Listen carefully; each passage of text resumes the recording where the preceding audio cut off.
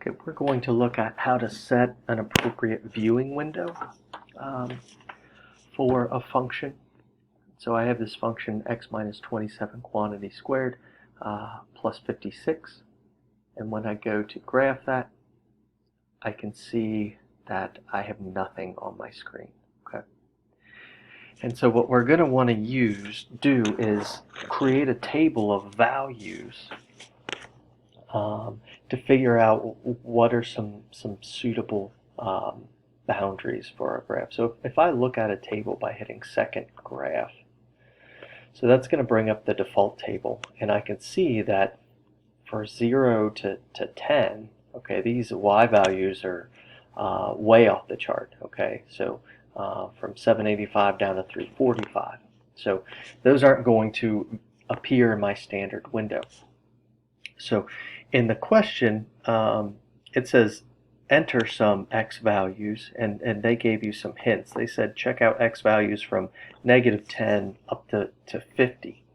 Okay, so I can go to second table set, and let's say I want to start my table at -10. And I want my table value to go up by 10 each time in this case. And your choices for this, might be kind of trial and error. They might be, they will change depending on what the function is. Okay. And so now I can go back and hit second graph, which will bring up my table. And now I see at -10, I get really large y values, but they're decreasing. And then when I get to 30, I've got 65, and then they start going up again. Okay, so it looks like somewhere in here I'm going to have a minimum value.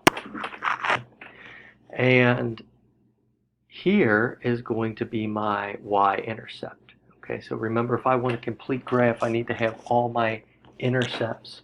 Okay, right now I don't see any x-intercepts. That would be where y equals 0. But if they do happen, they're probably going to happen somewhere in this range, because this is where these are getting lower and then they increase. Okay, so I think a good place to start on my x-axis is going to be maybe at 0. Okay, and then or -10. I could keep -10 in there.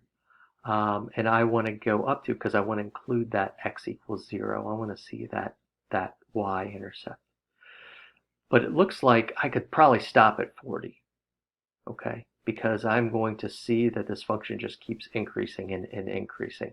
So I want to see this range in here. So in order to change my window, I'm going to go to Window, and I'm going to keep -10 for my minimum x value, but I'm going to take my maximum up to, say, 40. Okay.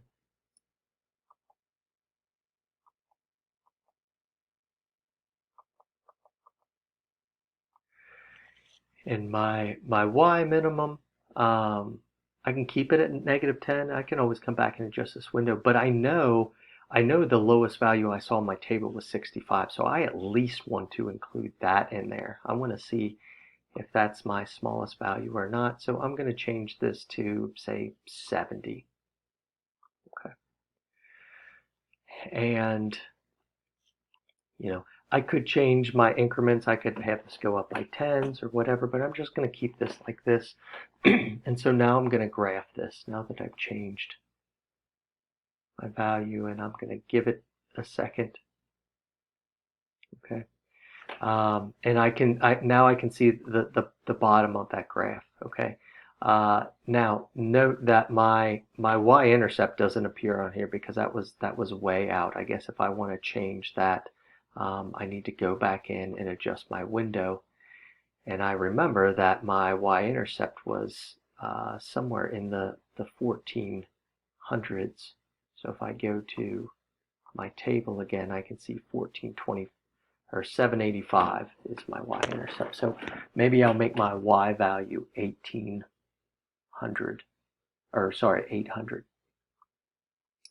So window, and I'll take y max. and change that to 800.